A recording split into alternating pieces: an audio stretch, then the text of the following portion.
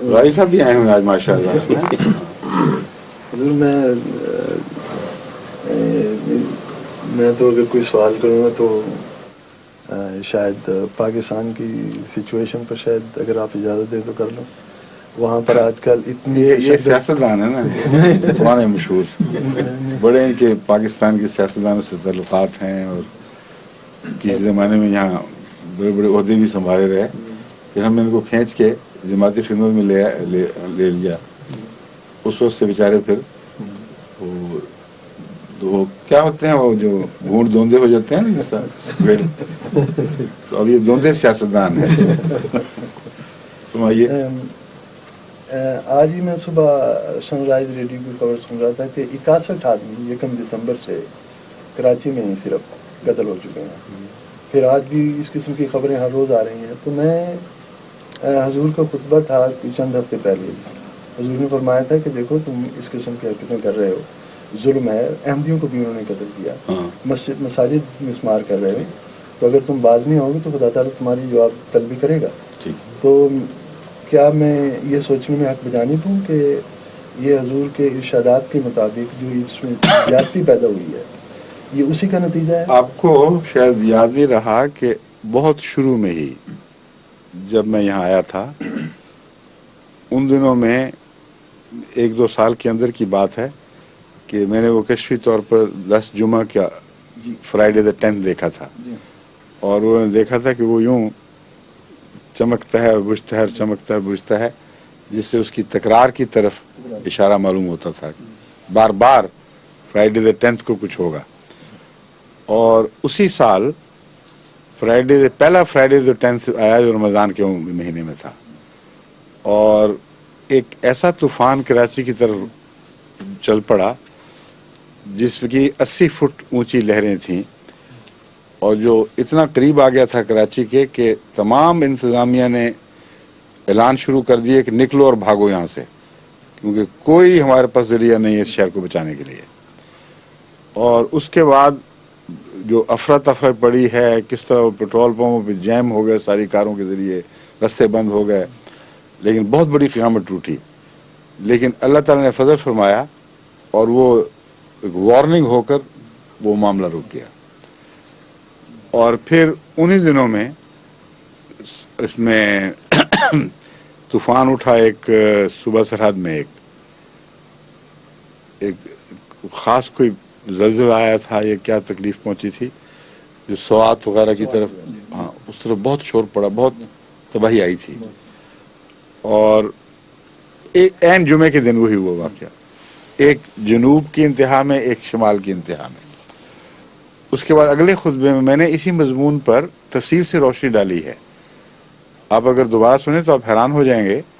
اسے میں نے کہا تھا کہ یہ اللہ تعالیٰ کی طرف سے, کیونکہ جب یہ ہو رہا تھا تو رات اس وقت ہم یہاں تہجد کے بعد یہ دعا کر رہے تھے کہ آج جمعہ ہے, اللہ تعالیٰ بچا لے قوم کو. ہم عجیب باتیں تھیں, نشان پورا کرنے کو ہونے کو بھی دل چاہتا تھا اور قوم کے بچانے کو بھی دل چاہتا تھا. ایسے تضاد میں انسان اس وقت مبتلا ہوتا ہے. اور انصاف کا اور وفا کا قوم سے تقاضا یہ ہے کہ یہ دعا ضرور کرے, خواہ اشتباہ کسی کو ہوتا پھرے. اللہ تعالیٰ کی بات تو ہے, وہ تو وہی جانتا کیسے پوری کرنی ہے. چنانچہ دوسرے دن صبح یہ خبریں آئیں اور وہ اتنا یقین تھا سب کو کہ ہمارے سارے گھر, اس میں عزیزہ نصرت نچھو جن کو ہم کہتے ہیں, بی بی امت الباسط کی بیٹی, وہ بھی ان دنوں ہمارے پاس تھی. تو وہ بھی رات جاگی رہی کہ دیکھتے ہیں اب کیا ہوتا ہے. میں کہتے دیکھو نا یہ کوئی ایسی بات نہیں ہے کہ تماشا دیکھنا ہو, استغفار کرو, دعائیں کرو. چنانچہ صبح یہ خبر آ گئی. اب اس کو کون کہہ سکتا ہے اتفاقی حادثہ ہے؟ اس کے نتیجے میں نے اگلے خطبے میں سمجھایا کہ خدا تعالیٰ کی طرف سے یہ بڑی سخت ایک وارننگ ہے, ایک انتباہ ہے. اور آئندہ اگر تم لوگوں نے باز نہیں آئے تو تمہاری تباہی شمال اور جنوب دونوں طرف سے شروع ہوگی اور دونوں طرف طوفان اٹھیں گے. اب اس دور میں آپ کو کراچی تو نظر آیا ہے, وہ سوات میں جو واقعہ گزر گیا وہ نظر نہیں آیا. وہی علاقہ ہے جہاں سے پہلے وہ اس زمانے میں وارننگ شروع ہوئی تھی اور وہیں اب اس سے بڑھ کر یہ آ گئی ہے. اور اس کے بعد بیچ کے خطبوں میں نے یوم تغابن کے حوالے سے جو سورہ تغابن کی آیات ہیں، آواز یہ پیغام دیا تھا کہ تم لوگوں کے ساتھ یہ ہوگا جس طرح جماعت کا کوئی آدمی جو مظلوم ہوتا ہے، گورنمنٹ اس کی مدد کو نہیں آتی، دوسرے لوگ مدد کو نہیں آتے. تو سورہ تغابن سے مجھے معلوم ہوتا ہے کہ جب یہ بیماری قوم میں ہو جائے، معصوموں پر ظلم ہو اور ان کی مدد کی آواز نہ سنی جائے، تو ساری قوم ایک دوسرے کو پکارے گی اور مدد نہیں آئے گی. اور بین ہی یہی سرخیاں اخباروں میں لگ گئیں، بلکہ جو تکبیر تھا اخبار اس میں بھی یہی سرخیاں لگی ہوئی تھیں، پکارو کس کو پکارو، کوئی سننے کو نہیں آتا، کوئی مدد کو نہیں آ رہا. تو ایک ایک لفظ جو قرآن کریم سے مفہوم میں سمجھا، اس کا ایک ایک لفظ پورا ہوا ہے اور ہو رہا ہے. اور ابھی بھی ان کو اگر سمجھ نہ آئے تو پھر کس طرح کوئی سمجھا سکتا ہے؟ اتنا اچھا خوبصورت ملک، اتنا صلاحیتوں سے بھرا ہوا ملک ان لوگوں نے اس طرح ضائع کیا ہے کہ یعنی اس کی تقدیر پہ رونا آتا ہے. اور کیا حکومت، کیا اپوزیشن، ایک دوسرے پر الزامات، فسادات ہو رہے ہیں اسمبلیوں میں. ایسے لوگ ہیں اسمبلیوں میں جن کی آپس کی لڑائیاں، ان کی تصویریں دیکھے تو آدمی سوچ بھی نہیں سکتا کہ ایسے لوگ بھی اسمبلی میں پہنچ سکتے ہیں. لیکن ساری قوم کا آبا بگڑ گیا ہے. بنیادی وجہ وہی ملا کی ہے. ملا نے رجحانات کو بدل دیا ہے. ملا نے کہا ہے تمہیں ہر چیز کی اجازت ہے اگر تم احمدیوں کے خلاف رہو اور ان کا قتل و غارت کرو، ان کو برباد کرو، ان کی مسجدیں لوٹو، مٹاؤ، غارت کرو. تو اگر یہ کرو تو یہ اتنی ثواب کی کام ہے، اتنا ثواب کا کام ہے کہ نہ ہم تمہارے پیچھے پڑیں گے، نہ گویا خدا تمہارے پیچھے پڑے گا. مولوی تو نہیں پڑھتے، پر اللہ تو نہیں مولوی کا غلام، نعوذ باللہ من ذالک. اللہ ایسی قوم کے پیچھے پڑ جاتا ہے. بس یہ ہو رہا ہے، اور مولوی کی بربادی ہے ساری. اس کو ایک ذرہ بھی خدا اور خدا کی قدروں سے کوئی تعلق نہیں ہے. ورنہ جس قدر ظلم اور سفاکی پھیلی ہوئی ہے، جھوٹ ہے، بددیانتی ہے، ظلم ہے، غریب کے حقوق مارے جا رہے ہیں، بھوکا گلیوں میں مر رہے ہیں، اور عیش و عشرت کے مینار کھڑے ہو رہے ہیں، دوسری طرف اونچے محل بنائے جا رہے ہیں. اتنا فرق ہے کہ آپ کراچی کی جو وہ آبادیاں ہیں جہاں نہ بجلی ہے، نہ پانی کا انتظام ہے، گندے نالوں میں، خالی جگہوں میں مکان بنے ہوئے ہیں، وہاں جا کے دیکھیں جب سیلاب آتا ہے تب وہ مارے جاتے ہیں، جب خشکی آتی ہے تب وہ مارے جاتے ہیں. بے حسی ہے. مولوی کو یہ پتہ نہیں کہ رسول اللہ علیہ وسلم نے غریب پروری ہی کے بعد خدا کی وہ توجہ حاصل فرمائی، اور حضرت خدیجہ رضی اللہ تعالی عنہا نے یہی بات آپ سے عرض کی. آپ جیسا غریب پرور خدا ضائع نہیں کر سکتا. اور قرآن بھرا پڑا ہے غریب پروری سے. یہ مولوی کیا غریب پروری کر رہے ہیں؟ یہ غریب پروری کرتے ہیں کہ احمدی اگر وہاں ڈاکٹرز جگہ جگہ ایسی غریب بستیوں میں جاتے ہیں مدد کے لیے جہاں پتہ ہے کہ کوئی میڈیکل کیئر نہیں ہے. وہ ایک دن ہو گیا، 2 دن، بڑے ذوق شوق سے لوگ آتے ہیں اور کوئی تبلیغ نہیں ہو رہی ہوتی، صرف علاج کرتے ہیں، غریب کی ہمدردی کرتے ہیں. دوسرے دن ملا وہاں پہنچ جاتا ہے اور انہی لوگوں کو پھر ان کے خلاف کرتا ہے. اور اگر وہ نہیں ہوتے حیا کی وجہ سے دوسرے محلوں سے لوگ گنڈے اکٹھے کر کے لاتا ہے. تو جہاں غریب پروری ہو رہی ہے وہاں ڈاگ ان دا مینجر جو انگریزی محاورہ ہے اس میں اس کے مطابق کردار ادا کرتا ہے، اور اپنے کو ہوش ہی کوئی نہیں. کتنے لوگوں کو سچ سکھایا انہوں نے، خود جھوٹ بولتے ہیں. جتنے احمدیوں پہ مقدمے بنائے جھوٹے ہیں، پتہ ہے ان کو. بڑے بڑے مولوی بڑی بڑی داڑیاں رکھی ہوئی اور قرآن کی تعلیم اور رسول اللہ صلی اللہ علیہ وسلم کی باتیں، اور وہاں جا کر احمدیوں پر جان کر خود جھوٹے مقدمے گھڑتے ہیں اور ان کی پیروی کرتے ہیں. اس ملک کا کیا رہتا ہے باقی؟ کیا رہ سکتا ہے باقی؟ صرف یہ ہے کہ دعا ہے اللہ تعالیٰ فضل فرمائے. آخری وقت تک جس طرح آپ نے سوال نہیں کیا تھا کہ کون سا ڈاکٹر کس وقت فیصلہ کرے گا، کہ مجھے تو ابھی بھی امید ہے. اس لیے میں یہ فیصلہ نہیں کر سکتا کہ قوم گئی، اور نہ انسان کو کرنا چاہیے. حضرت نوح کے متعلق ہم پڑھتے ہیں قرآن کریم میں کہ آپ نے دعا کی تھی قوم پر یا خدا اس کو ختم کر دے، ورنہ جو بھی بچے جنیں گے وہ فاجر فاسق جنیں گے. لیکن اس کے علاوہ قرآن کریم میں آتا ہے جب اللہ تعالیٰ نے نوح کو خبر دی تھی پھر اس نے یہ دعا کی تھی. حضرت نوح کے اپنے دل کی دعا نہیں تھی وہ، جب تک اللہ تعالیٰ سے یہ اطلاع نہیں مل گئی کہ یہ اس قوم کی تقدیر لکھی جا چکی ہے، اب یہ مومن نہیں ہو سکیں گے، تب یہ دعا کی گئی. اور اس وقت یہی دعا قوم کی بہتری میں ہے. ورنہ فاسق فاجروں کے اوپر زمانے کو چھوڑنا ظلم کو لمبا کرنے والی بات ہے، دکھوں کو یہ زمانہ بڑھا دینے والی بات ہے. بس اس پہلو سے پاکستان کے متعلق تو مجھے شروع سے ہی یہ اس سے ظن ہے کہ جب اللہ تعالیٰ نے قائم فرمایا ہے تو کچھ نہ کچھ تقریر خیر اس سے وابستہ تھی، جو جب تک پوری نہ ہو اس وقت تک میں نہیں سمجھتا کہ پاکستان مٹ سکے.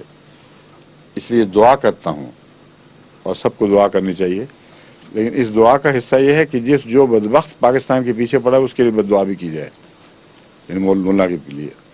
اب پچھلے سال سے میں نے آپ کو کھلم کھلا بتا دیا تھا کہ کافی صبر کے بعد اب میں ملک کی خاطر مجبور ہوں کہ اس بدبخت قوم پر بد دعا دی جائے جس نے جو ملک کی جڑوں میں بیٹھ گئی ہے اور اس کا زہر ساری سوسائٹی میں پھیل گیا ہے.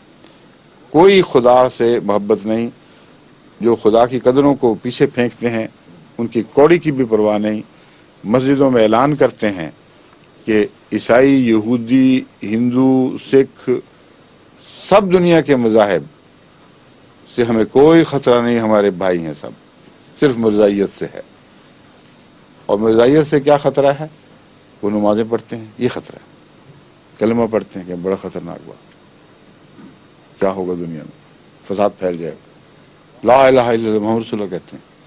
ان کے ہاں گھروں سے بسم اللہ لکھی ہوئی دستیاب ہوتی ہے، اور قرآن پڑھتے ہیں اور قرآن سناتے ہیں. اور اتنا خطرناک حال ہے ملک کا، ان بدبختوں کو کھلا چھوڑا ہوا ہے. جب تک ان کو نہ ہم مٹا لیں گے اس وقت تک ہم چین سے نہیں بیٹھیں گے. کوئی یہ جھوٹ، یہ فساد، یہ بدماشیاں، یہ مولوی جو بچیوں کو ذلیل کر جاتے ہیں اور جو گند اٹھا رہے، ہر روز تصویریں اخباروں میں چھپتی ہیں، یہ کیا ہے؟ تو بیچارے عمل کی کمزوریاں میں اللہ معاف کرنے والا، فکر نہ کرو، چلنے دو. یہ جو جھوٹ بول بول کے اسمبلیوں کے ممبر بناتے ہو تم لوگ، اور رشوتیں کھائی جاتی ہیں، کم سے کم الزام تو یہی لگاتے ہو، اللہ بہتر جانتا ہے. سارے قوم کے پیسے کھائے جا رہے ہیں، اربوں کو کہتے ہیں لوٹ گئے ہو، اور پھر مقدمے بناتے ہو اس یقین کے دہانی کے بعد کہ یہ سچے مقدمے ہیں، اور پھر صلح کرتے ہو اور مقدموں کو واپس لے لیتے ہو. یہ کون سی باتیں ہیں؟ وہی جو قرآن کریم میں یہود کے متعلق لکھی ہوئی تھیں کہ ان کو اول تو اجازت ہی نہیں تھی کہ ایک دوسرے کے خلاف چڑھائی کریں، آپس میں لڑیں، اور پھر قیدیوں کو فدیہ دے کر چھوڑنے کی اجازت نہیں تھی.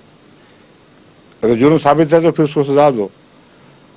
تو ساری چیزیں جو قرآن کریم نے پرانے نقشے کھینچے ہوئے ہیں وہ لفظاً نقش پر نقش آج وہاں صادق آ رہی ہیں.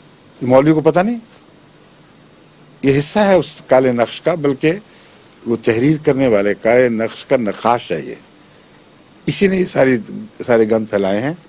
اور جب تقریر کرتا ہے تو کہتا ہے اگر بحر الکاہل میں کوئی مچھلی بھی تڑپے تو ضرور مرزائی سازش ہوگی. اس قدر جاہل انسان کی بات جو قوم مان جاتی ہے، اندازہ کریں ان کا حال کیا کر دیا.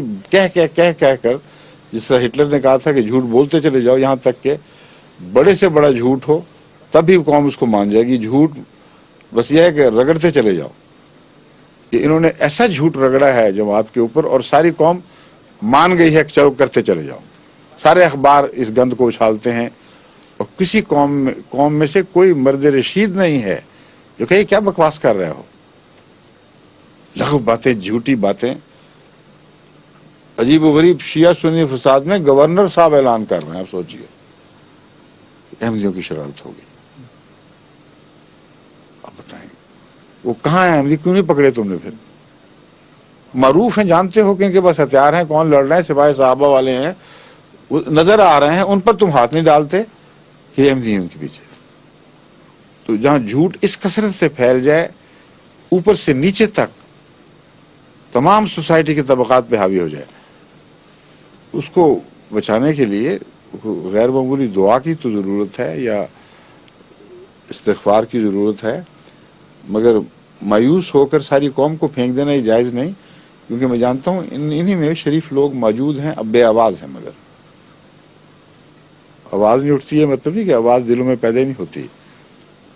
بہت کثرت سے احمدی مجھے لکھتے ہیں کہ شرفاء موجود ہیں، وقت کے اوپر ہماری مدد بھی کرتے ہیں شرفاء بعض، اور بعض دفعہ پولیس کے سامنے بھی جا کے اٹکتے لڑتے ہیں اور کہتے ہیں جھوٹ بولتے ہو تم لوگ، کوئی تمہیں حق نہیں ہے ان پر ہاتھ ڈالنے کا. سارے بعض دفعہ ایک جگہ کے شرفاء اکٹھے ہو کر کہیں کہیں مگر ہو جاتا ہے. تو یہ جو شرافت کی رمق ہے یہ مری نہیں ہے، قوم میں زندہ ہے. جب تک چنگاری ہے اس وقت تک آگ کی توقع ہو سکتی ہے، اس لیے اس کو کہتے ہیں رائٹ آف کرنا جائز نہیں ہے. لیکن اسی ضمن میں حضور جو آپ نے بحر الکاہل کی مچھلیوں کا ذکر فرمایا، میرے خیال ہے گزشتہ ہفتے ہی صدر جمعیت وہ نورانی صاحب ہیں، ان کا بیان جنگ میں ہی چھپا تھا کہ یہ تمام فتنہ اور تشدد اور یہ جو چیزیں چل رہی ہیں ان کے پیچھے تو مرزائیوں کا ہاتھ ہے. یعنی یہ تو بات انہوں نے اب پھر وہ کر دی. نورانی صاحب تو خیر عجیب و غریب نورانی چہرہ ہیں ان کا، ماشاءاللہ. ہاں جی، ایسے غریب عجیب جھوٹ بولتے ہیں کہ آدمی حیران رہ جاتا ہے. وہ ایک دفعہ پتہ ہے آپ کو افریقہ کے دورے میں گئے تھے، سارے مشن بند کروائے، تالے لگوا دیے، اور وہ پتہ نہیں کون تالے توڑ کے وہاں گیا دوبارہ. اور قوم کچھ نہیں کہتی، کہتے پاگل ہو گئے مولانا، تمہیں ہو کیا گیا، دماغ پھر گیا ہے، جا کے دیکھو تو سی وہاں کیا واقعات ہو چکے ہیں. کوئی نہیں پوچھتا.